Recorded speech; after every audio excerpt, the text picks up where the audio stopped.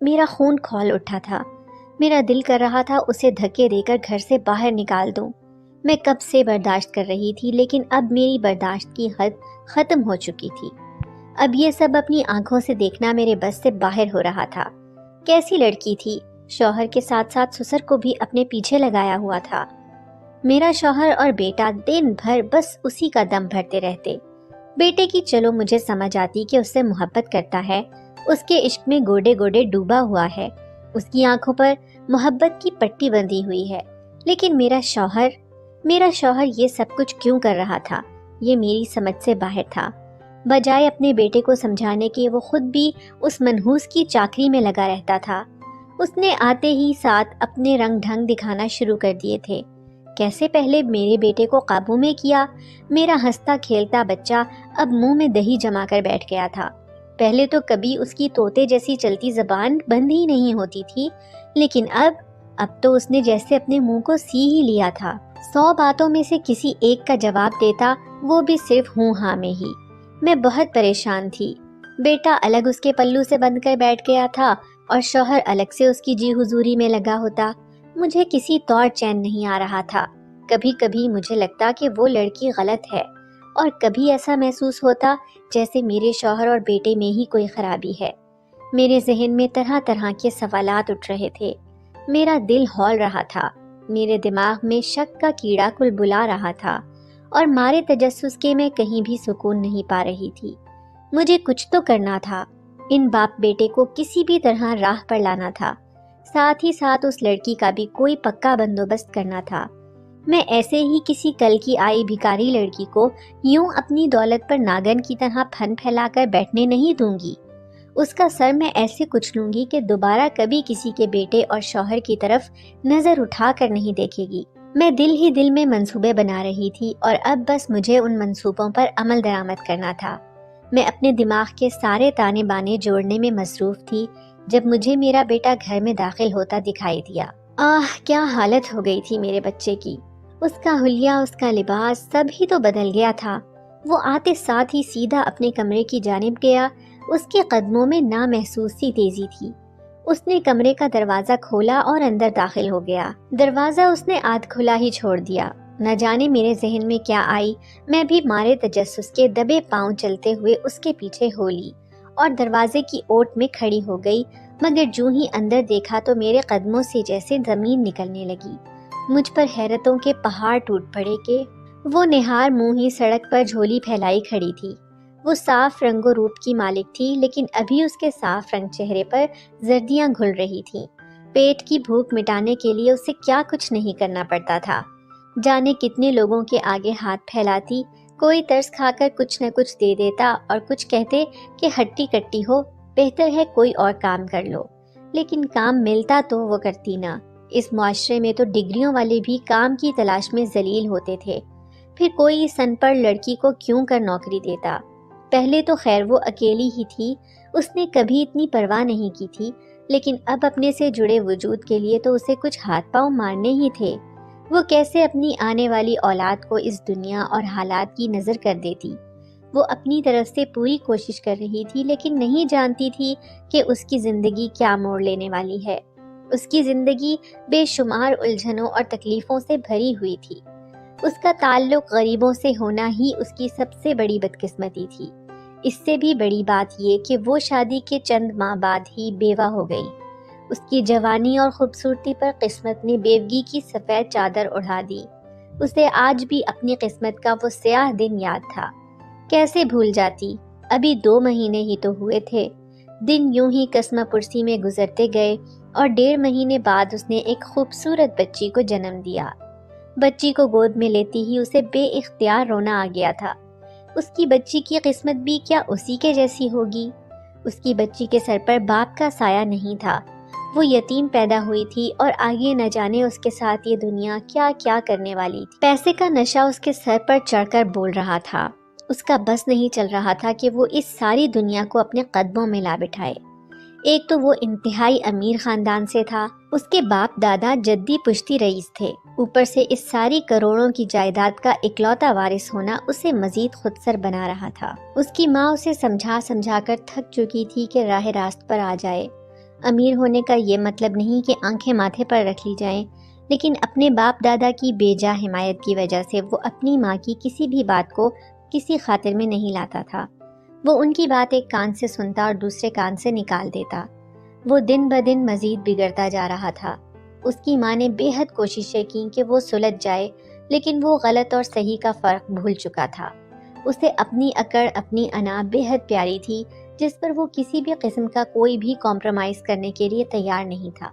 لیکن وہ نہیں جانتا تھا کہ ایک دن اپنی اسی اکڑ کی وجہ سے اس کے ساتھ وہ ہو جائے گا جو اس نے کبھی سوچا بھی نہیں ہوگا، جو اس کی مکمل زندگی کو بدل کر رکھ دے گا۔ اس کی ماں ہزار کوششیں کر کے تھک چکی تھی۔ اب اسے سدھارنے کا اس کو ایک ہی حل نظر آ رہا تھا کہ جلد سے جلد اس کی شادی کر دی جائے۔ ہو سکتا ہے کہ وہ شادی کے بعد کچھ سدھر جائے یا بدل جائے۔ اس کی ماں نے اس سے شادی کی بات کی تو حیرت انگیز طور پر وہ شادی کے لیے مان گیا۔ اس معاملے میں اس نے اپنی ماں کے آگے کوئی چون چرا نہیں کی تھی اور ماں سے کہا تھا کہ یہ فیصلہ ان کا ہوگا۔ وہ جب چاہیں اور جس سے چاہیں اس کی شادی کر دیں، اسے کوئی اعتراض نہیں ہے۔ اس کی ماں اس کی اتنی سی بات پر ہی اس کے صدقے واری جانے لگی۔ اس نے اس کی شادی کی تیاریاں شروع کر دی تھیں۔ اس نے اس کے لیے اپنی بھانجی کا انتخاب کیا جو ایک سلجھی ہوئی، سمجھدار اور تمیزدار لڑکی تھی۔ اس کی ماں کا اندازہ ٹھیک تھا۔ کل شادی کے بعد وہ بہت زیادہ تو نہیں، لیکن کافی حد تک بدل گیا تھا، مگر اس کی اکڑ اور اس کا غرور وہ جوں کا توں تھا۔ مجال ہے جو اس کے شاہی انداز میں ذرا برابر بھی فرق آیا ہو۔ نہ جانے وہ خود کو کیا سمجھتا تھا۔ اس کی بیوی نے اسے ایک دو بار ٹوکا تھا، لیکن پھر یہ سوچ کر اسے اس کے حال پر چھوڑ دیا کہ ایسے لوگ کسی کے کہنے پر نہیں سدھرتے۔ دن ہفتوں میں بدل کر مہینے ہوئے اور مہینوں نے مل کر 3 سال گزار دیے۔ اس دوران اس کے گھر اولاد نرینہ کی پیدائش ہوئی تھی۔ اب تو وہ اور بھی خود کو ہواؤں میں اڑتا محسوس کرنے لگا تھا۔ اس کا سینہ چوڑا ہو گیا تھا اور ناک اور بھی اونچی ہو گئی۔ گھر میں تو وہ اب بہت پیار اور محبت سے رہنے لگا تھا، لیکن گھر سے باہر اس کی ازلی ہٹ دھرمی اود آتی تھی۔ پاس سے گزرتے لوگوں کو دیکھ کر وہ ہنکارا بھرتا تھا اور انہیں حقیر نظروں سے دیکھتا تھا۔ اس کی نظر میں خود کے علاوہ باقی کسی کی کوئی وقت نہیں تھی۔ وہ سب کو محض کیڑے مکوڑے ہی سمجھتا تھا، لیکن کہتے ہیں نا، خدا کو تکبر پسند نہیں۔ تکبر کا نتیجہ کبھی اچھا نہیں ہوتا۔ اس کے ساتھ بھی کچھ ایسا ہی ہوا۔ اس کا تکبر ایک لمحے میں اڑن چھو ہوا تھا۔ اس کی ساری اکڑ، ساری بہادری ایک پل میں ہوا ہو گئی تھی۔ قدرت نے اسے ایسی ٹھوکر لگائی تھی کہ وہ خود اپنے آپ سے بھی نظریں نہیں ملا پا رہا تھا۔ یہ اس دن کی بات تھی جب وہ ایک بہت بڑی بزنس ڈیل کر کے گھر آ رہا تھا۔ اس کو کاروبار میں پھر سے ہمیشہ کی طرح دگنا اضافہ ہوا تھا۔ جیسے ہی وہ گاؤں کی حدود میں داخل ہوا تو اس کے ماتھے پر بے شمار بل پڑے۔ روڈ بھری ہوئی تھی، کسی نچلے طبقے والوں کی شادی تھی شاید۔ وہ اس رش کو دیکھ کر سخت جھنجھلا سا گیا تھا۔ اس نے گاڑی کے ہارن پر ہاتھ رکھا اور پھر جیسے اٹھانا بھول گیا۔ لوگ ایک دم سے ایک طرف کو ہوئے، سب کو جیسے سانپ سونگھ گیا تھا۔ اس نے ایک تنفر بھری نگاہ ان سب پر ڈالی اور گاڑی کو فل سپیڈ میں چھوڑے ان سب سے دور ہوتا گیا۔ اسے ان لوگوں سے کراہت آتی تھی۔ ابھی وہ کچھ ہی آگے گیا تھا جب اس کی گاڑی کے سامنے ایک مرد اور عورت آئے، اور پھر اگلے ہی لمحے وہ ہوا جس کا اس نے کبھی تصور بھی نہیں کیا تھا۔ اس کی ساری زندگی ایک پل میں اس کی آنکھوں کے سامنے گھوم گئی تھی۔ کاش کہ وہ ایسا نہ ہوتا تو آج یہ سب نہ ہوا ہوتا۔ آج اس کی وجہ سے ایک ہنستا کھیلتا گھر برباد ہو گیا تھا۔ میرا نام ہمنا ہے اور میرا تعلق کوئٹہ کے شہر سبی سے ہے۔ میری عمر 45 سال ہے۔ میں اپنے شوہر، بیٹے اور بہو کے ساتھ رہتی ہوں۔ میری شادی آج سے 24 سال پہلے اپنے خالہ زاد فرحات سے ہوئی تھی۔ یہ لوگ انتہائی امیر تھے۔ میری خالہ اور خالو شروع سے ہی بہت اچھے تھے۔ فرحات کا رویہ کچھ دھوپ چھاؤں جیسا تھا، لیکن پھر وقت کے ساتھ ساتھ سب ٹھیک ہو گیا۔ شادی کے 2 سال بعد اللہ نے ہمیں اپنی نعمت سے نوازا۔ میں اپنے سسرال میں بہت خوش اور مطمئن زندگی گزار رہی تھی۔ میری شادی کو 24 سال گزر گئے تھے۔ میرا بیٹا اعزاز 2 سال پہلے ہی اٹلی سے اپنی تعلیم مکمل کر کے گھر لوٹا۔ میں تو اس کو دیکھ کر پہچان ہی نہ پائی کہ یہ میرا بیٹا ہے۔ وہ 8 سال بعد واپس آیا تھا، مگر شکر تھا کہ وہ اپنے باپ جیسا نہیں تھا۔ وہ خوش مزاج، دوسروں سے محبت کرنے والا، ایک ہنس مکھ اور آزاد خیال لڑکا تھا۔ اب اس کا ارادہ کچھ عرصے تک ریسٹ اور سیر سپاٹے کا تھا۔ مجھے اور میرے شوہر کو تو کوئی مسئلہ نہیں تھا، اچھا ہی تھا تھوڑا گھوم پھر لیتا تو اس کا ذہن اچھا ہو جانا تھا۔ وہ چند دن گھر رہا اور اس کے بعد اپنے دوستوں کے ساتھ 1 مہینے کے لیے وادی نیلم کی طرف نکل گیا۔ میرے خالو اور خالہ 6 سال پہلے ہی گزر گئے تھے۔ فرحاد اب پہلے جیسا نہیں رہا تھا، وقت نے اسے بدل دیا تھا اور وقت نے اسے گہرا گھاؤ دیا تھا۔ دن گزرتے جا رہے تھے، وہ لوگ گھوم پھر کر واپس آ گئے تھے، اب وہ گھر پر ہی ہوتا۔ ایک دن وہ اپنے دوستوں سے ملنے کے بعد گھر واپس آیا تو اس کے چہرے پر پزمردگی سی چھائی ہوئی تھی اور چہرہ انتہائی بجھا بجھا سا تھا۔ میں ایک دم پریشان ہو گئی اور فوراً سے اس کے پاس گئی اور اس کے چہرے کو ہاتھوں سے چھوتے ہوئے پوچھا، کیا ہوا اعزاز میرا بچہ، آج اتنا افسردہ کیوں لگ رہا ہے؟ سب خیریت تو ہے نا؟ کوئی بات ہوئی ہے کیا؟ میرے لہجے میں پریشانی ہی پریشانی تھی۔ اس نے میرے ہاتھ چہرے کے گرد سے ہٹا کر چومے اور بولا، نہیں امی کوئی بات نہیں ہے، بس ویسے ہی تھک سا گیا ہوں، مجھے آرام کرنا ہے، میں کھانا نہیں کھاؤں گا، آپ ابو کے ساتھ کھا لیجئے گا۔ یہ کہتا ہوا وہ اپنے کمرے میں داخل ہو کر دروازہ بند کر گیا، جبکہ پیچھے میں پرسوچ نظروں سے اسے جاتے ہوئے دیکھنے لگی۔ مجھے بڑی حیرت ہوئی تھی، کہاں وہ رات دیر تک ہمارے ساتھ بیٹھا رہتا تھا اور ہنسی مذاق کرتا رہتا تھا اور اس کے ماتھے پر ایک شکن تک نہیں آتی تھی، اور کہاں یہ یوں آتے ساتھ ہی۔ کچھ دیر میں وہیں کھڑی سوچتی رہی اور پھر سر جھٹک کر کچن کی جانب گئی تاکہ ملازمہ کو کھانا لگانے کا کہہ سکوں۔ کچھ ہی دیر کے بعد اس نے کھانا لگا دیا۔ فرحاد نے بھی اعزاز کی غیر موجودگی دیکھ کر استفسار کیا کہ کہاں ہے ہمارا بیٹا، آج کھانا نہیں کھا رہا؟ میں نے بتایا کہ وہ تھکا ہوا ہے اس لیے سو گیا ہے۔ فرحاد نے سمجھنے والے انداز میں سر ہلایا۔ پھر اکثر ایسا ہونے لگا، اعزاز بہت الجھا ہوا رہنے لگا تھا، وہ انتہائی چپ چاپ ہو گیا تھا، لگتا ہی نہیں تھا کہ یہ وہی اعزاز ہے۔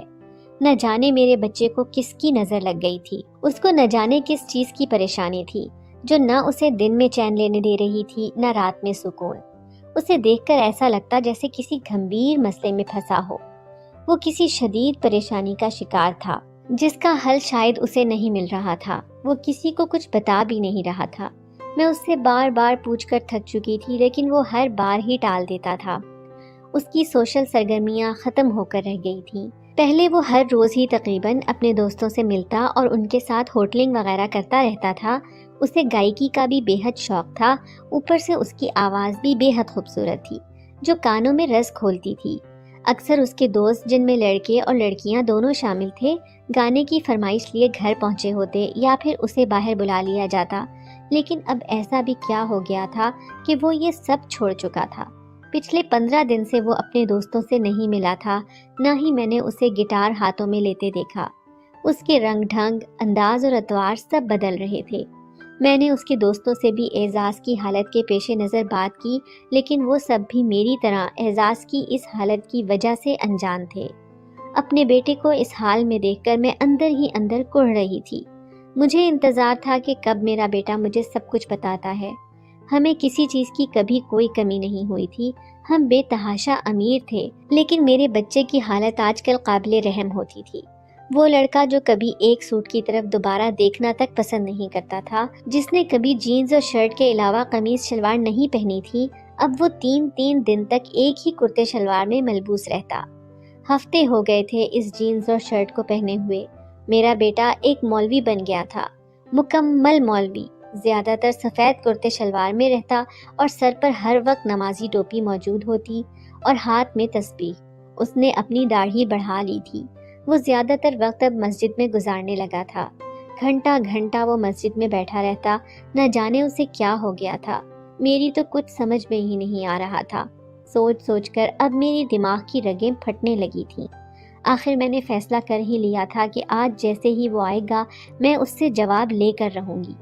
اب میں بے صبری سے اس کے آنے کا انتظار کر رہی تھی۔ میری نظریں پورا دن دروازے کی جانب ہی لگی رہیں، لیکن وہ نہیں آیا۔ اللہ اللہ کر کے شام کو میری منتظر نگاہوں کو سکون ملا اور وہ دروازے سے برآمد ہوا، لیکن جیسے ہی میری نظر اس پر پڑی میں حیرت سے گنگ رہ گئی۔ وہ تو پلیز آپ یہاں سے چلی جائیں، آپ کو میں کتنی بار بول چکی ہوں یہاں نہ آیا کریں، کیوں میری اجڑی ہوئی زندگی کو مزید ویران کرنے آ جاتے ہیں؟ مت کریں ایسا، جو آپ چاہ رہے ہیں وہ ناممکن ہے. میری بھی کوئی عزت ہے, کوئی سیلف ریسپیکٹ ہے. میں یوں خود کو سب کے سامنے بے عزت نہیں کرا سکتی. معذرت. وہ اس کے سامنے ہاتھ جوڑے نہایت بے بسی سے کہہ رہی تھی. اس کے چہرے پر اضطراب واضح تھا, لیکن یہاں پرواہ کسے تھی؟ وہ تو بس ہر صورت میں اسے اپنا بنانا چاہتا تھا. وہ اس کی محبت تھی, وہ کیسے اس سے دستبردار ہو سکتا تھا؟ نہیں پلیز ایسا مت کہو, میں تمہارے بغیر نہیں رہ سکتا. پلیز میری محبت کو سمجھو, تمہیں ہر حال میں میرا ہونا ہے, پلیز. وہ تو اس کے آگے گھٹنوں کے بل بیٹھ گیا تھا. پلیز میری محبت کو مت ٹھکراؤ. تم نے اگر میری محبت کو قبول نہیں کیا تو میں زندہ نہیں رہ پاؤں گا. مجھے نا امید مت کرو. تم جو چاہو گی, جیسا چاہو گی ویسے ہی ہوگا سب. میں تمہاری ہر بات مانوں گا, میں خود کو بھی بدل دوں گا, تمہارے سانچے میں ڈھل جاؤں گا. تم سے ہی تو مجھے زندگی جینے کا طریقہ سلیقہ آیا ہے. تم نے چھوڑ دیا تو میں کہیں کا نہیں رہوں گا. اب کی بار اس نے اس کے پیر چھونا چاہے تھے کہ شاید پیروں کو چھونے سے محبت حاصل ہو جائے, لیکن سامنے بھی وہ تھی. وہ ایک سیکنڈ سے پہلے اس سے دور ہوئی تھی. اس نے آج تک کسی بھی غیر مرد کو اپنی انگلی تک چھونے کی اجازت نہیں دی تھی, تو وہ کیسے اس کے پاؤں چھو لیتا؟ وہ بھی تو ایک غیر محرم ہی تھا. کچھ سوچ کر اس نے نظریں اٹھائیں اور اگلے ہی پل واپس جھکا لی. وہ بولی, صرف باتیں کرنے سے کچھ نہیں ہوتا.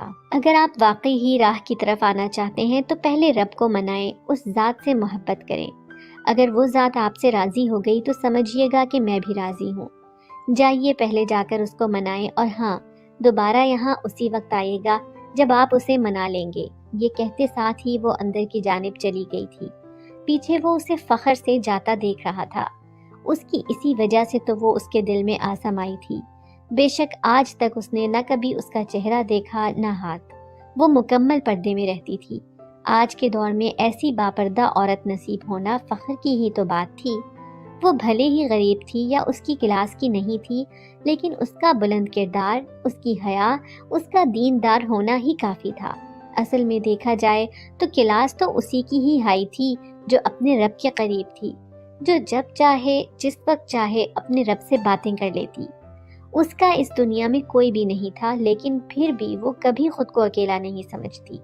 اس کا کہنا تھا کہ اس کا خدا اس کے ساتھ ہے, وہ اکیلی نہیں ہے.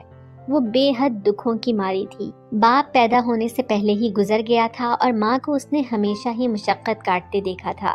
اب جا کر اس کے دن اچھے ہونا شروع ہوئے تھے تو ماں بھی گزر گئی. وہ اس بھری دنیا میں تنے تنہا رہ گئی تھی, لیکن آفرین اس پر. دکھنے میں تو وہ انتہائی نازک معلوم ہوتی تھی, مگر اس کا ایمان مضبوط تھا. ماں کی موت کے بعد کچھ لوگوں نے اسے اکیلا سمجھ کر کچھ اونچ نیچ کرنے کی کوشش کی تھی, لیکن اس نے سب کو ایسا کرارا جواب دیا کہ سب کو سانپ سونگھ گیا. اس کے بعد کسی نے بھی دوبارہ اس کو اکیلا سمجھنے کی غلطی نہیں کی تھی. وہ ہر حال میں اپنے رب کو خوش کرنے کی کوششوں میں لگی رہتی. اس کا ہر عمل اس کی رضا کے مطابق ہوتا تھا, سوائے ایک عمل کے, اور اس عمل پر وہ اختیار نہیں رکھ پاتی تھی. وہ کیسے اپنے مجرم کو معاف کر دیتی جس کی وجہ سے اسے اور اس کی ماں کو اتنی تکلیفیں جھیلنی پڑیں؟ نہیں, وہ اس سے حساب لے کر رہے گی. میرا بیٹا جس حلیے میں دروازے سے اندر داخل ہو رہا تھا وہ مجھے ایک خواب ہی لگ رہا تھا. مجھے لگا میری آنکھوں کا دھوکہ ہے. میں نے اپنی دونوں آنکھیں مل کر کھولی, لیکن اس بار بھی وہی نتیجہ. میں اٹھ کر اس کی جانب بڑھی. ابھی میں کچھ ہی قدم آگے چلی تھی کہ اس کے پیچھے سے برآمد ہوتے وجود نے مجھے ٹھٹک کر رکنے پر مجبور کر دیا. میں نے ایک نظر سر تا پیر اس کا جائزہ لیا اور چونک کر اپنے بیٹے کی طرف دیکھا اور اس سے پوچھا کہ اعزاز, کون ہے یہ لڑکی اور یہاں کیا کر رہی ہے, وہ بھی تمہارے ساتھ, اور تم نے یہ گلے میں مالا کیوں پہن رکھی ہے؟ میں نے اس سے سوال پوچھ تو لیے تھے, لیکن اب اس کے جوابات سے میں ڈر رہی تھی.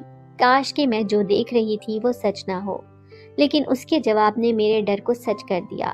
اس نے کہا کہ اماں, یہ رانا ہے, رانا اعزاز, میری بیوی اور آپ کی بہو. میں حیرت زدہ رہ گئی. میرے کان کیا سن رہے تھے اور میری آنکھیں کیا دیکھ رہی تھیں؟ میں نے اس رانا نامی لڑکی کی طرف دیکھا جو سر سے پاؤں تک عبائی میں مکمل چھپی تھی. صرف اس کی آنکھیں ہی نظر آ رہی تھیں, وہ بھی جھکی ہوئی تھی. پھر میں نے اپنے بیٹے کی طرف دیکھا جس کی آنکھوں میں اس لڑکی کے لیے بے پناہ محبت دکھائی دے رہی تھی. میں ایک دم چونک گئی تھی. یہ تو وہی جذبہ, وہی رنگ تھے. اس کی آنکھوں میں جو میں پچھلے 3 مہینے سے دیکھ رہی تھی، پھر میں ماں ہو کر کیوں نہ سمجھ پائی؟ مجھے سب سمجھ آ گیا تھا۔ اپنے بیٹے کا اس عیش و عشرت کی زندگی سے کٹ کر مولوی بننا، داڑھی رکھنا، مسجد میں رہنا، سب اس ڈائن کی وجہ سے ہوا تھا۔ وہ لڑکی مجھے ایک دم ہی زہر لگنے لگی تھی۔ دل تو چاہ رہا تھا ابھی کے ابھی ہاتھ پکڑ کر گھر سے نکال دوں، لیکن اپنے بیٹے کی محبت کے آگے مجبور ہو گئی۔ میں نے اسے کہا کہ بیٹا اگر شادی ہی کرنی تھی تو ہمیں بتاتے نا، ہم دھوم دھام سے تمہاری شادی کرواتے، یوں چھپ چھپا کر نکاح، لوگوں کو کیا جواب دیں گے ہم؟ خیر کوئی بات نہیں، میں پرسوں ہی تمہارا گرینڈ ریسیپشن کرواتی ہوں، اسی میں بہو کو بھی سب سے ملا دوں گی۔ لیکن یہاں میری اس خوشی پر بھی پانی پھیر دیا گیا یہ کہہ کر کہ ریسیپشن کی ضرورت نہیں، رانا شرعی پردہ کرتی ہے، اور دوسرا ریسیپشن پر لاکھوں خرچ کرنے سے بہتر ہے کہ آپ ان پیسوں سے ضرورت مندوں کے گھر ہر سال کی طرح راشن بھجوا دیں۔ میں نے مزید کوئی بات نہ کی اور رانا کو لیے اعزاز کے کمرے کی طرف گئی تاکہ دیکھ سکوں کہ میرے بیٹے نے کون سی سندر پری بیاہ کر لائی ہے۔ کمرے میں جا کر میری حیرت کی انتہا نہ رہی جب میں نے دیکھا کہ رانا کوئی انتہائی حسین نہیں تھی کہ میرا بیٹا اس پر مر مٹتا، بس خوبصورت سی تھی، لیکن اب کیا ہو سکتا تھا؟ دل تو کر رہا تھا کہ اس سے پوچھتی کہ اگر اتنی ہی پردہ دار ہے تو کیسے میرے بیٹے کو محبت کے جال میں پھنسا لیا، لیکن میں اس وقت کوئی بدمزگی نہیں چاہتی تھی۔ اس نے اب عبایا اتار دیا تھا، اس کے تن پر نارمل سے کپڑے تھے۔ میں نے اس سے اس کے ماں باپ اور خاندان کا پوچھا، اس کا جواب سن کر میرے پیروں تلے زمین نکل گئی۔ میں حیرت سے گنگ اسے دیکھ رہی تھی۔ میں فوراً سے اٹھی، اس سے ایکسکیوز کیا اور تیز تیز قدموں سے وہاں سے نکلتی چلی گئی۔ میں فوراً اپنے بیٹے کے سامنے جا کھڑی ہوئی جو بڑے مزے سے اپنے باپ کے پاس بیٹھا ہوا تھا۔ اعزاز، کیا ہے یہ سب؟ تمہیں محبت کے لیے یا شادی کے لیے کوئی اور لڑکی نہیں ملی تھی جو اس سے شادی کی؟ میرا غصہ اچانک ہی بڑھ گیا تھا۔ مجھے یقین نہیں آ رہا تھا کہ باہر کے ملک میں رہنے والا ماڈرن خیال میرا بیٹا ایک فقیرنی سے بیاہ کر سکتا ہے جس کا آگے پیچھے کوئی نہیں۔ جانے اس نے کیا گھول گھول کر میرے بچے کو پلا دیا تھا۔ اعزاز اس کے خلاف کوئی بھی بات سننے کو تیار نہیں تھا۔ اس نے صاف الفاظ میں کہہ دیا کہ وہ اس کا ماضی تھا اور اب وہ رئیس زادہ اعزاز فرہاد کے نکاح میں ہے۔ میں امید کرتا ہوں کہ اب سے آپ اسے اسی حوالے سے یاد رکھیں گی۔ رات کے کھانے پر وہ اعزاز کے ہمراہ باہر آئی۔ میں اور فرہاد پہلے سے ٹیبل پر بیٹھے ہوئے تھے۔ اگلے منظر نے مجھے ایک دم حیران کر دیا۔ فرہاد نے جیسے ہی رانا کی طرف دیکھا، ایک دم اس کے چہرے کا رنگ اڑ گیا اور وہ فوراً سے جا کر رانا کے پیروں میں گر گیا۔ 21 سال سے وہ اسے تلاش کر رہا تھا۔ ان 21 سالوں میں وہ بمشکل 2 یا 3 مرتبہ اس کے سامنے آئی تھی، لیکن اس نے اس کی کوئی بات نہیں سنی تھی، اور آج یوں اچانک وہ کیسے اس کے سامنے آ گئی تھی، اور وہ بھی کس روپ میں؟ رشیدہ، مجھے معاف کر دو رشیدہ، کہاں تھی تم؟ میں نے تمہیں کہاں کہاں نہیں ڈھونڈا، تم نہ جانے کہاں چلی جاتی ہو۔ میرے دل پر بہت بوجھ ہے، جب تک تم مجھے معاف نہیں کرو گی مجھے سکون نہیں ملے گا۔ رانا نے ایک تمسخر بھری نگاہ فرہاد پر ڈالی اور بولی، میں رشیدہ نہیں، رانا ہوں، رشیدہ مر گئی ہے۔ یہ کہتے ساتھ ہی وہ بنا کھانا کھائے کمرے میں چلی گئی۔ میں اور اعزاز حیرانگی سے سارا معاملہ سمجھنے کی کوشش کرنے لگے، لیکن فرہاد نے کچھ بھی نہ بتایا۔ اپنے گناہ کو اپنے منہ سے قبول کرنا کس قدر اذیت ناک تھا وہ جانتا تھا۔ خیر، اعزاز اپنا اور رانا کا کھانا ٹرے میں ڈال کر اندر لے گیا، جبکہ میں ساکت بیٹھے فرہاد کے پاس گئی۔ وہ مسلسل زمین کو گھور رہا تھا اور اس کی آنکھوں میں کچھ چھن جانے کا ڈر تھا۔ میں نے اسے کھانا کھانے کو کہا، لیکن وہ اٹھ کر گھر سے باہر نکلتے چلے گئے۔ پھر تقریباً روز ہی ایسا ہونے لگا۔ میرا شوہر روزانہ رانا کے پیروں میں بیٹھ کر معافیا مانگتا۔ رانا کا جی تو چاہ رہا تھا کہ اسے معاف کر دے، لیکن جیسے ہی اپنی محرومیاں اور ماں کی اذیت یاد آتی تو پھر سے اس کا دل سخت ہو جاتا۔ آج میں بھری بیٹھی تھی۔ میرا شوہر اور بیٹا دونوں ہی پکے مولوی بنتے جا رہے تھے۔ میرا دل کیا جا کر دیکھوں تو صحیح، آخر یہ لڑکی کرتی کیا ہے۔ میں دوے پاؤں اعزاز کے پیچھے چلتے ہوئے کمرے کے دروازے سے لگ کر کھڑی ہو گئی۔ اس کے بعد میں نے جو کچھ سنا اور جو کچھ دیکھا، مجھ میں اپنے پیروں پر کھڑا رہنے کی سکت نہ رہی۔ یہ آج کیسا انکشاف ہوا تھا مجھ پر؟ میں رانا کو غلط سمجھتی رہی کہ اس نے میرے گھر کا سکون برباد کر دیا اور میرے شوہر اور بیٹے کو اپنی انگلیوں پر نچاتی ہے، لیکن یہ حقیقت نہیں تھی۔ حقیقت تو یہ تھی کہ میرا بیٹا اس کی سادگی اور اس کی عاجزی دیکھ کر اس سے محبت کر بیٹھا تھا، لیکن دوسری طرف فرحاد، مجھے اب یہ بات سمجھ آئی تھی کہ فرحاد کیوں اس سے معافیا مانگ رہے تھے۔ فرحاد نے بتایا کہ اس دن اس کی گاڑی کے سامنے جو مرد اور عورت آئے تھے وہ رانا کے ماں باپ تھے، جو مدد کے لیے اس کی بڑی گاڑی کی طرف آ رہے تھے، لیکن بریکس نہ لگنے کے باعث رانا کا باپ گاڑی سے ٹکرا کر دور جا گرا۔ اس وقت رانا اپنے ماں کے پیٹ میں تھی۔ رانا کا باپ مرا نہیں تھا، اس کی سانسیں چل رہی تھیں۔ رشیدہ اپنی حالت کی پرواہ کیے بغیر دوڑتی فرحاد تک آئی اور اس کی منتیں کرنے لگی کہ اس کے شوہر کو ہسپتال پہنچا آئے۔ فرحاد پر اس کی کسی منت کا اثر نہیں ہوا، الٹا وہ اس پر بھڑک اٹھا کہ آنکھیں کرائے پر دی ہیں، جو اتنی بڑی گاڑی آتی دکھائی نہ دی تم لوگوں کو؟ تم لوگوں کا یہی انجام ہونا چاہیے تھا۔ مجھے اپنی گاڑی گندی نہیں کرنی، ہٹو میرے سامنے سے، یہ نہ ہو کہ میں تمہیں بھی کچل دوں، میرے پاس وقت نہیں ہے تم جیسے فقیروں کے لیے۔ یہ کہتے ساتھ ہی وہ ایک جھٹکے سے گاڑی سٹارٹ کرتا وہاں سے نکل آیا۔ کچھ دور جا کر اس کے ضمیر نے صدا لگائی اور اس کی آنکھیں کھلیں۔